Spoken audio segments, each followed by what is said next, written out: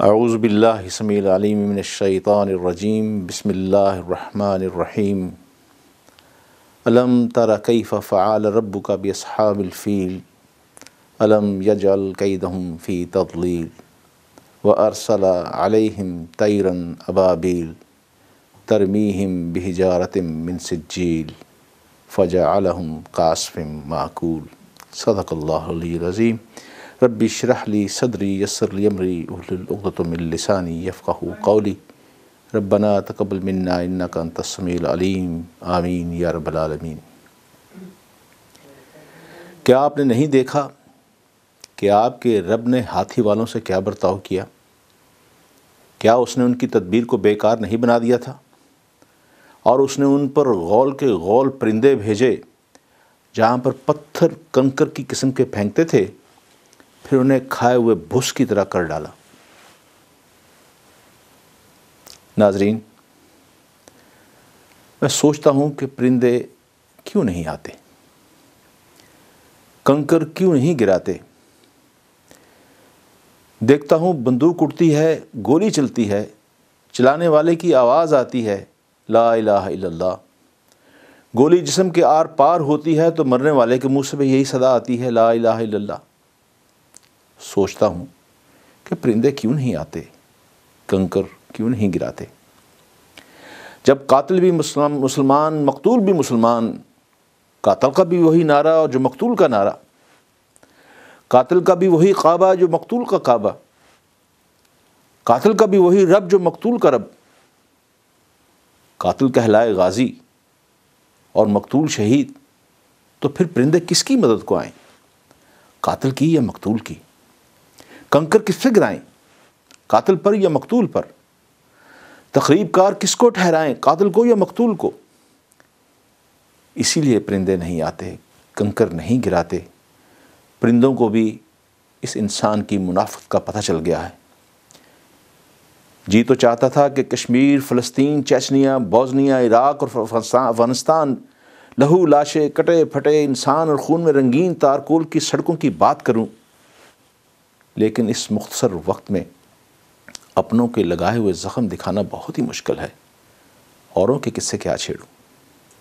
ہم سب جانتے ہیں کہ پاکستان میں 11 مئی کو انتخابات ہو رہے ہیں، اور حصول اقتدار کے لیے 2 درجن سے زائد سیاسی جماعتیں اور ان کے پہلوان اس انتخابات کے اکھاڑے میں لنگر کس کے وہ اتریں گے یا داؤ پیچ استعمال کریں گے، لیکن ایک جماعت کے علاوہ کسی جماعت کے منشور میں مسئلہ کشمیر کا تذکرہ تک موجود نہیں ہے۔ اور بدنصیبی کی انتہا تو یہ ہے کہ کسی کالم نگار نے بھی سیاسی جماعتوں کی اس بے حسی کی طرف قلم اٹھانے کی ضرورت نہیں کی۔ غور کرنے والے اگر غور کریں تو لمحہ بھر میں انہیں ادراک ہو جائے کہ کشمیر کو بوجھ نہیں بلکہ رب کریم کی طرف سے ایک ایسا انمول قیمتی اثاثہ ہے جس کو پچھلے 65 سالوں سے کشمیریوں نے اپنی ایمانی قوت اور لازوال قربانیوں سے نہ صرف اپنے حصار میں لیا ہوا ہے بلکہ برہمن کو اپنے سینے کی دیوار پر رو رکھا۔ کیا ان کی کوئی قیمت نہیں؟ اختلاف رائے میں کوئی حرج نہیں۔ آخر پیغمبر محمد خاتم النبیین صلی اللہ علیہ وسلم کو اپنے پیروکاروں سے مشورہ کرنے کا حکم دیا گیا ہے، جن کا تکیہ کلام ہی یہ تھا اللہ اور اس کے رسول صلی اللہ علیہ وسلم بہتر جانتے ہیں، اور قرآن رسول کریم صلی اللہ علیہ وسلم کی اس روش کو ان کی عظمت اور بلندی کی دلیل ٹھہراتا ہے۔ جہاں تہاں سے ہزاروں آوازیں اٹھتی ہیں اور بالآخر ان میں ایک آہنگ ابھرتا ہے، مگر یہ کیا کرینہ ہے کہ خود پر اعتماد ہی باقی نہ رہے۔ اپنا مقدمہ کتنا ہی سچا ہو، آپ ہمیشہ اپنی ہی قوم پہ شرمندہ اور شرمسار رہے ہیں۔ جناب علی ابن طالب نے ایسی ہی کسی ساتھ میں ارشاد کیا ہوگا کہ مصیبت کی گھڑی میں پریشان ہونا یہ سب سے بڑی مصیبت ہے۔ حضرت علی رضی اللہ عنہ کا ارشاد گرامی ہے کہ مصیبت میں گھبراہٹ ایک دوسری مصیبت ہے۔ کیا حادثات نے ہمیں تھکا دیا اور ایک مریضانہ خود سپردی بخش دی؟ دوستی کی جائے اور ضرور کی جائے، امن تلاش کیا جائے اور پورے عزم کے ساتھ کیا جائے، لیکن یہ احساس شکست کیسا ہے؟ اور اتنی بے مثال قربانیوں کے بعد معروبیت کا کیا مطلب ہے؟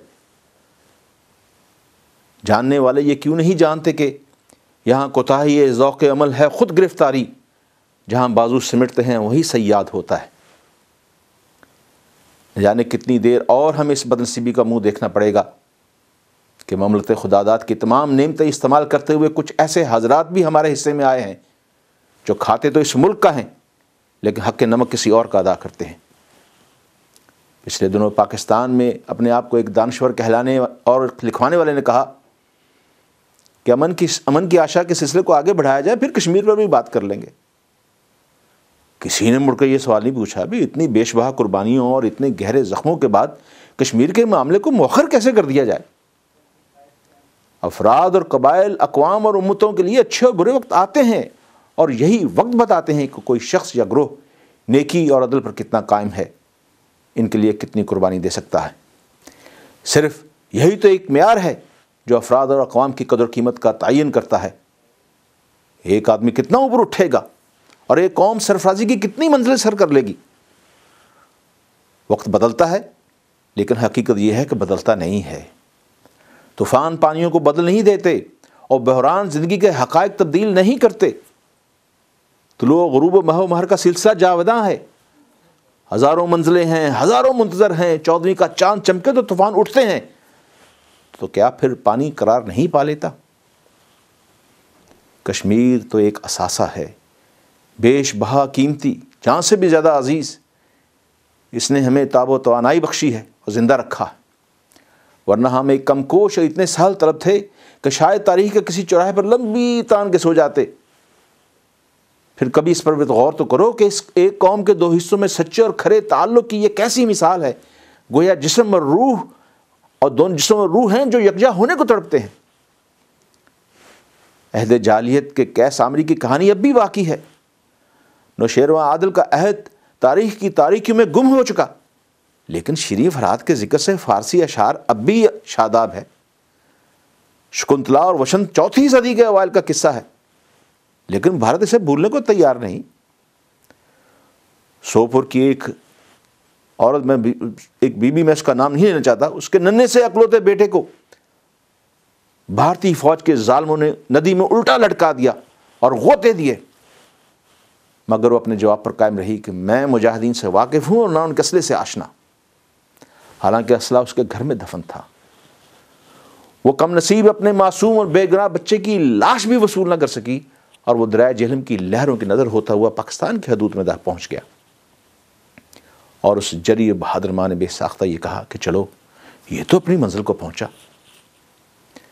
باغ کا بشارت عباسی سری نگر کے لال چوک میں پاکستان کا پرچم بن کر لہرایا، حتیٰ کہ اس کا سینہ چھلنی کر دیا گیا۔ برادر راجہ عتیق اپنے جواں سال عثمان کی شہادت کی مبارکبادیں کس عزم اور حوصلے سے وصول کر رہا تھا کہ گویا کوئی بہت بڑا خزانہ اس کے ہاتھ لگ گیا ہو۔ سید علی گیلانی بوڑھے ہو گئے، ان کے سینے پر دشمنوں سے زیادہ دوستوں کے لگائے زخم ہیں، لیکن پہاڑ سا آدمی اس موضوع پر بات ہی نہیں کرتا۔ خدایا کبھی اس نے اپنا درد یوں بھی تھاما ہے، کسی نے ایسا بھی اپنا درد یوں تھاما ہے، کیا کسی نے ایسا اظہار بھی کیا ہے؟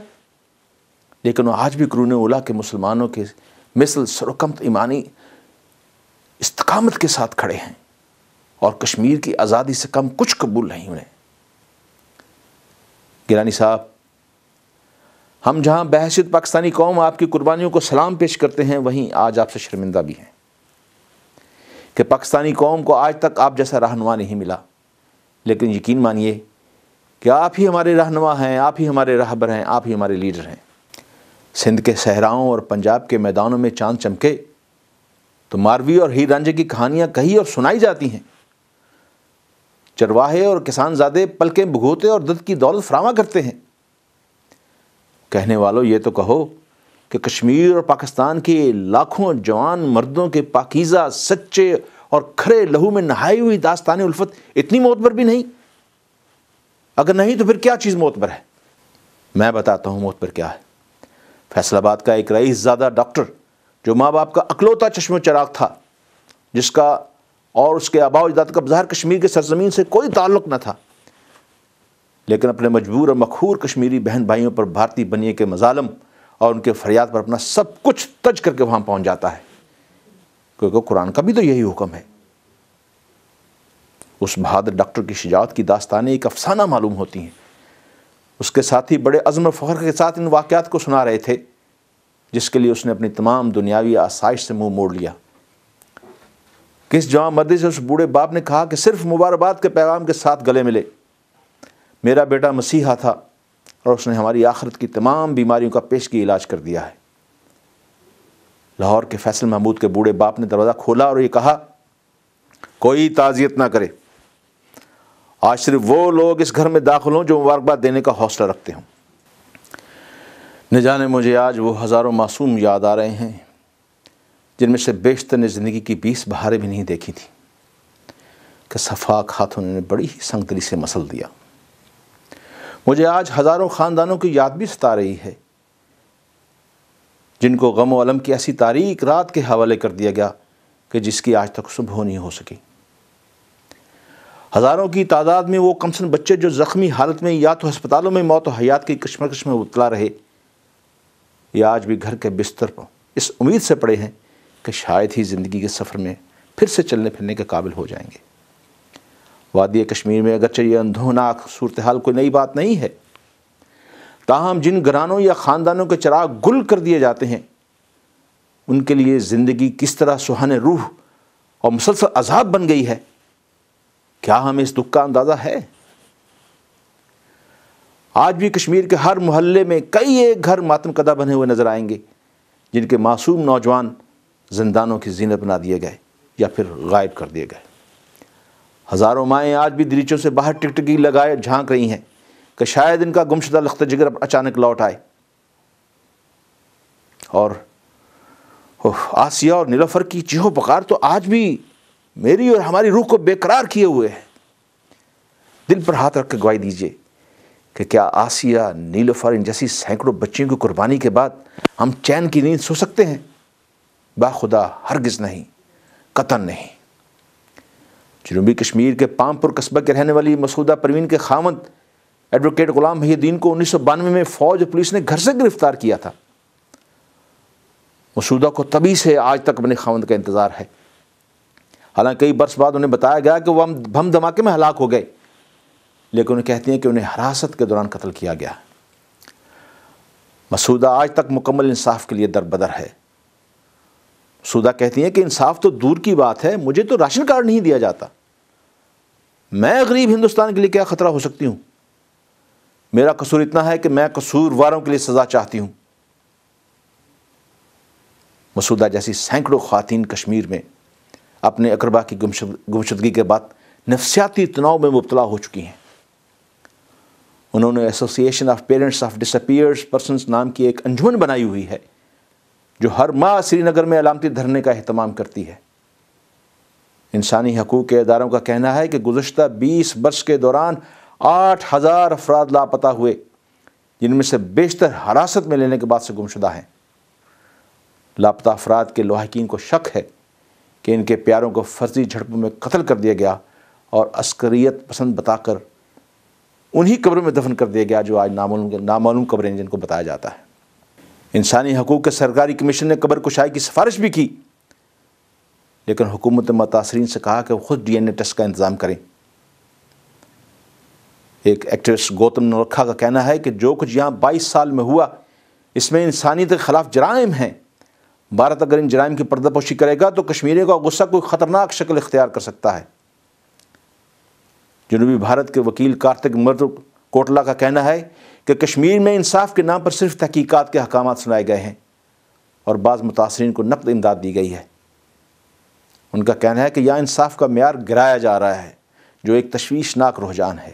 بھارت کے زیر انتظام کشمیر میں انسانی حقوق کے لیے سرگرم بھارتی رضاکاروں نے ایک رپورٹ جاری کی ہے جس میں 22 سال سے جاری شورش میں فوج، پولیس اور نیم فوجی دستوں کے 500 افسروں اور اہلکاروں پر جنگی جرائم کے الزامات عائد کیے گئے ہیں۔ رپورٹ میں بتایا گیا ہے کہ فرضی جھڑپوں، حراست کے دوران اموات اور جنسی زیادتیوں کے 214 معاملات میں مبینہ طور پر 235 فوجی اہلکار، 123 نیم فوجی اہلکاروں، 111 مقامی پولیس اہلکاروں اور فوجی اداروں سے وابستہ 31 سابقہ عسکریت پسندوں کو ملوث پایا گیا ہے۔ معروف صحافی گوتم ٹھوس شواہد کی بنیاد پر ان جرائم میں حکومت ہند کو براہ راست ملوث گردانتے ہیں۔ دنیا گواہ ہے کہ وادی کا شاید ہی کوئی علاقہ، کوئی قصبہ، کوئی قریہ، کوئی نکڑ، کوئی چوراہا ایسا ہوگا جہاں معصوموں اور مظلوموں کا خون بہایا نہ گیا ہو، صرف جرم بے گناہی میں کہ وہ اپنے پیدائشی حق کی بات کرتے ہیں، ان وعدوں کا ایفا چاہتے ہیں جو ان سے بھارت کے قداور سیاستدانوں نے کیے تھے۔ کسی ایک آدمی کا کیا ذکر، ہر قریہ میں ایک قبرستان ہے، ہر قبر میں ایک شہید سو رہا ہے۔ کسی دلہن کا دھولا، بہنوں کا بھائی، کسی یتیم کے ننگے سر پر شفقت بھرا ہاتھ، انار، انگور، آلوچے اور خوبانی کے باغ اجڑ گئے، ندیاں، جھیلیں اور سبززار اپنے بانسری بجانے والوں کے لیے اداس ہیں، لیکن آنسوں کے خزانے اب بھی باقی ہیں اور عزائم اب بھی شمشیروں کی طرح تابیدار ہیں۔ کئی برس پہلے کشمیر کے گمنام سے گاؤں سے ایک گمنام شہید کا جنازہ اٹھا تھا۔ کون اس کے لیے نابالغ تھا؟ بستی کی عورتیں ایک شب ایک گھر کے دالن میں جمع ہوئیں اور مل جل کر انہوں نے مرثیہ کہا، واقعی ایک بڑا نادر مثال مرثیہ کہا کہ غم نہ کر، تیری کوئی بہن اور کوئی بھائی یہاں نہیں، دیکھ سر اٹھا کے دیکھ، ہم تیرے بہن بھائی ہیں، دیکھ سب چہرے مرجھا گئے ہیں، دیکھ سب در و بام خاموش ہیں، تابابت تو ہمارے خوابوں میں جیے گا۔ انہی گمنام شہیدوں نے کشمیر کے ہر گاؤں اور شہر کو اپنی یادوں اور وفاؤں سے معمور قبرستان آباد کر کے یہ پیغام دیا ہے کہ گواہ رہنا کہ ہم تو تمہاری حرمت پر کٹ برے، ہماری زندگی کا مقصد ہی یہی تھا۔ پچھلے 65 سالوں کا سچ تو یہ ہے کہ صدیوں پر پھیلی داستان، لاکھوں شہداء، لاکھوں سر بکف، ہزار مشعلیں اور حد نظر تک چراغا، راہ گزر تو دیکھو، صدیوں پرانی کسی گمنام گمشدہ محبت پر سوگوار ہو جانے والے یہ تو کہیں کہ کیا اس داستان کو بھلایا جا سکتا ہے؟ کس طرح بلایا جائے؟ لیکن یقینی امر یہ ہے کہ فانی دنیا کے فوائد سمیٹنے والوں کو تاریخ عبرت بنا دے گی۔ بھوک کے خوف سے آدمی گرتا ہے اور کبھی زندگی پہ جا گرتا ہے۔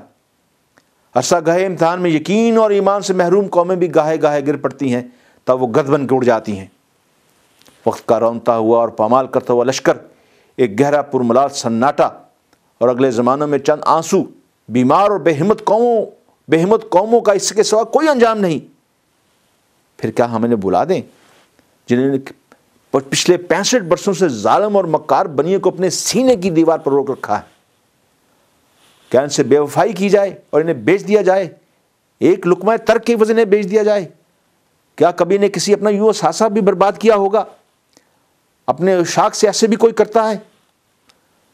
اگر نہیں تو مجھے بتائیے کہ کیا کسی بھی سیاسی جماعت نے، پاکستان کی سیاسی جماعت نے انتخابی منشور میں کشمیر کا تذکرہ کیا ہے؟